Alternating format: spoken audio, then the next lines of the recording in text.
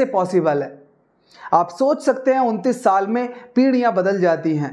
उसके दादा, चाचा, ताऊ परिवार के राज्य उस नदी का जल अपनी सिंचाई के लिए प्रयोग करते हैं, लेकिन उनमें आए दिन समय समय पर संघर्ष होता है कि कौन पहले पानी लेगा। दोस्तों जय भीम, नमस्कार। ये कहानी हमने बहुत पढ़ी है, बहुत सुनी है और मज़े की बात यह है कि इसको सिलेबस तक में भी पढ़ाया गया है कि सिद्धार्थ गौतम ने जो घर छोड़ा उसके 3 कारण थे। वो 3 कारण कौन से थे कि सबसे पहले उन्होंने एक ऐसे व्यक्ति को देखा जो बहुत बीमार था। दूसरा, एक ऐसे व्यक्ति को देखा जो बहुत ज़्यादा बुजुर्ग था। और तीसरा, एक ऐसे व्यक्ति को देखा जिसकी मृत्यु हो चुकी थी।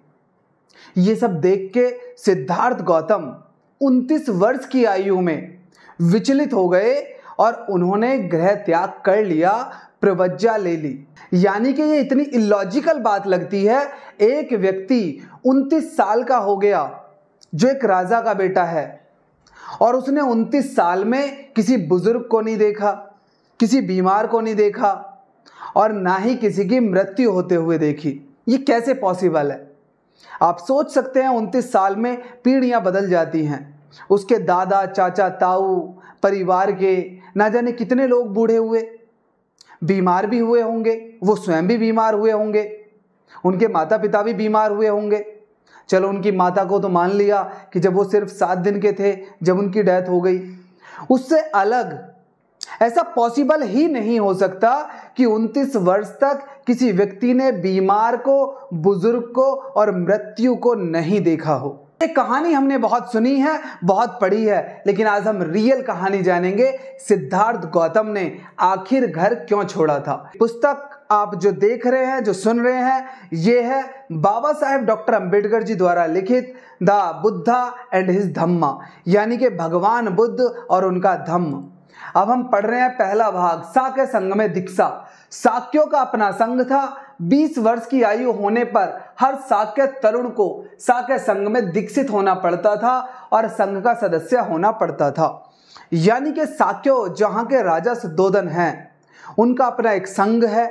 वहां पर एक नियम है कि जो भी व्यक्ति, जो भी युवा पुरुष 20 साल का हो जाएगा उसे संघ में दीक्षित होना ही पड़ेगा, यानी कि संघ का सदस्य उसे होना ही पड़ेगा या पदाधिकारी होना पड़ेगा। सिद्धार्थ गौतम को संघ में शामिल कराने के लिए राजा शुद्धोधन ने संघ का जो पुरोहित था, जो मुखिया होता था, उसको बुलाया और उसे कहा कि संघ की एक सभा बुलाइए और सिद्धार्थ गौतम को संघ में दीक्षित कराइए। सभी लोगों के सामने प्रस्ताव रखा गया, जो भी पदाधिकारी थे या सदस्य थे, कि सिद्धार्थ गौतम को संघ में शामिल किया जाए या नहीं।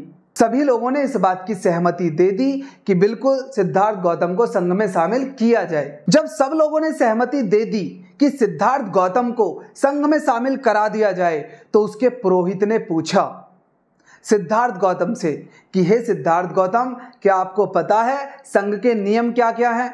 तो सिद्धार्थ गौतम ने कहा कि नहीं, मैं तो इसका क्योंकि पहली बार सदस्य बन रहा हूं, मुझे नहीं पता कि इनके नियम क्या हैं। पुरोहित ने बोला, मैं सर्वप्रथम आपको बताऊंगा कि संघ के सदस्य की हैसियत से आपको क्या कर्तव्य है। आपको अपने तन, मन और धन से साक्यों के सतार्थ की रक्षा करनी होगी, यानी कि तन, मन, धन से साक्यों के लिए कार्य करना पड़ेगा।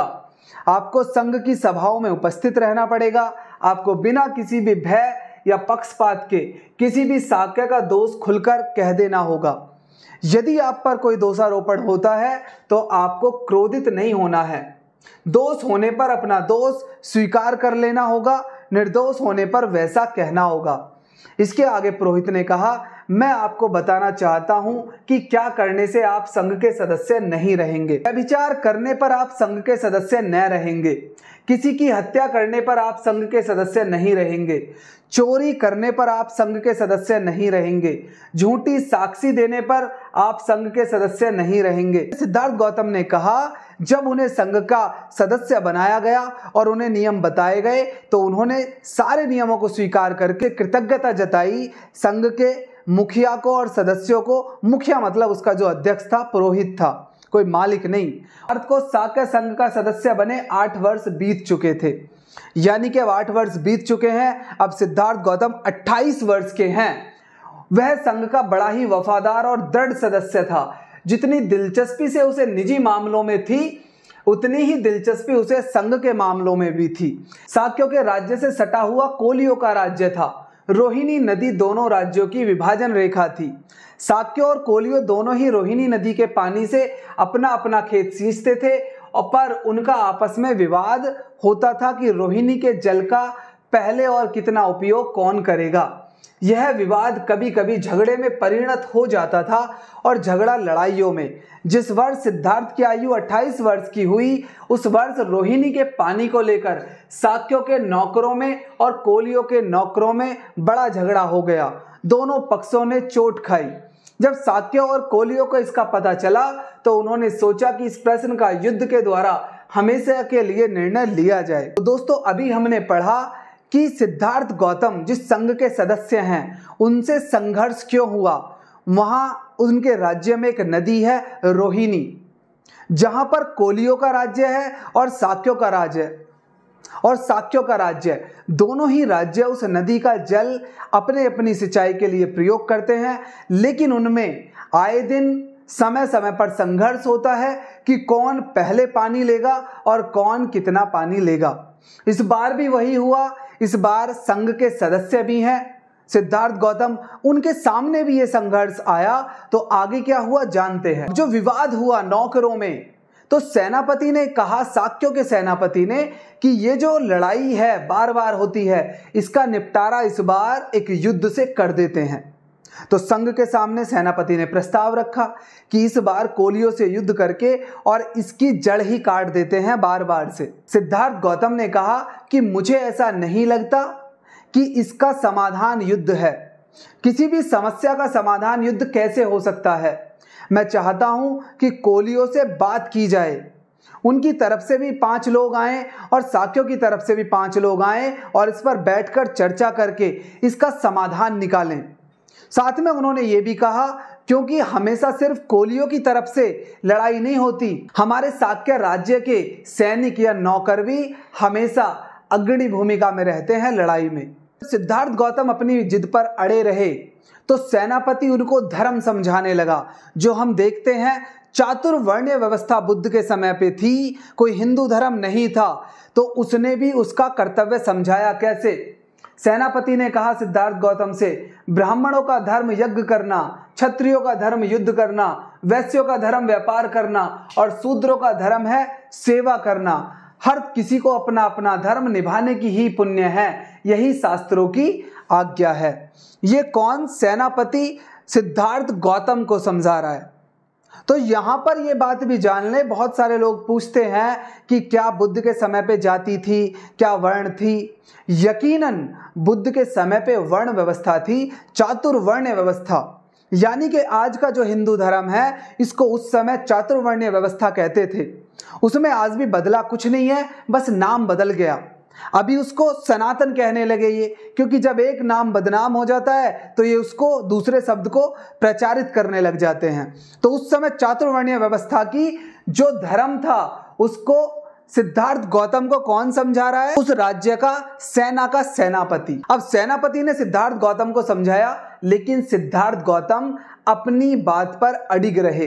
तो सेनापति ने कहा कि मेरा जो प्रस्ताव है उस पे सिर्फ सिद्धार्थ गौतम का विरोध है, इसलिए मैं चाहता हूं संघ से कि संघ स्वयं निर्णय करे कि आगे किस तरीके से इस प्रस्ताव को पारित किया जाए। पहली सभा में इस बात का फैसला नहीं हुआ कि कोलियों से युद्ध करना चाहिए या नहीं। सेनापति ने द्वितीय सभा बुलाई और उसमें फिर से प्रस्ताव रखा कि हमें अनिवार्य सैनिक भर्ती शुरू करनी पड़ेगी, जिसमें 20 वर्ष से 50 साल के जो युवा हैं, जो लोग हैं, जो पुरुष हैं, उनको भर्ती होना पड़ेगा। लेकिन क्योंकि प्रस्ताव पारित होने के लिए सभी का समर्थन या मेजॉरिटी बहुमत होना जरूरी था, तो जो लोग विरोध में थे, जो लोग सिद्धार्थ गौतम के पक्ष में थे, जब वो लोग बहुमत से बाहर रहे, यानी कि बहुमत हुआ कि हम सैनिक भर्ती करेंगे, सभी को 20 से 50 साल के पुरुषों को सेना में भर्ती करेंगे।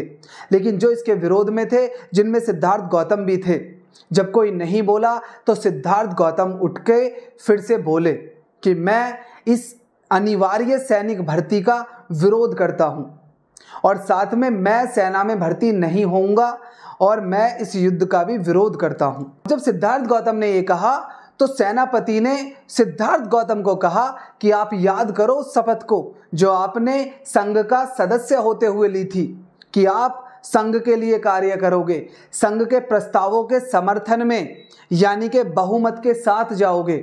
आप याद करो। लेकिन सिद्धार्थ गौतम नहीं माने और जब सिद्धार्थ गौतम नहीं माने तो उन्होंने उनके खिलाफ कार्यवाही करने का निर्णय लिया। क्या क्या कार्यवाही हो सकती थी?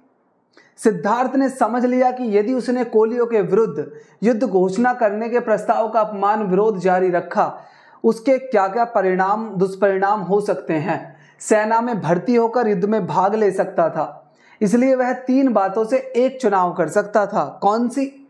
सेना में भर्ती होकर भाग ले सकता था युद्ध में, फांसी पर लटकना या देश से निकाल दिया जाना स्वीकार कर सकता था, अपने परिवार के लोगों का सामाजिक बहिष्कार और उनके खेतों की जब्ती के लिए राजी हो सकता था।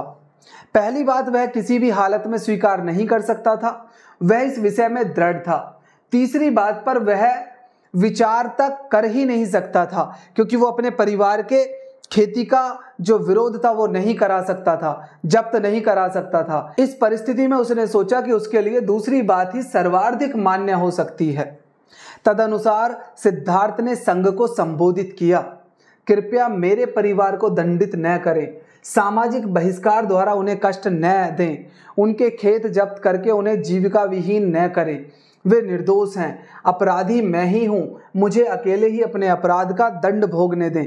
चाहे आप मुझे फांसी पर लटका दें और चाहे देश से निकाल दें, आप चाहे दंड दें, मैं खुशी से इसे स्वीकार कर लूंगा और मैं इस बात का वचन देता हूं कि मैं इस बात की शिकायत कौशल नरेश से नहीं करूंगा। यानी कि सिद्धार्थ गौतम जानते थे कि संघ का विरोध करना क्या परिणाम होंगे उसके, तो उन्होंने उसमें से स्वीकार किया क्या कि वो या तो देश निकाला ले लेंगे या फांसी चढ़ जाएंगे, लेकिन न तो वो अपने परिवार के खेत जब्त होने देंगे और न ही वो युद्ध में भर्ती होंगे, क्योंकि 3 ही रास्ते उनके पास थे।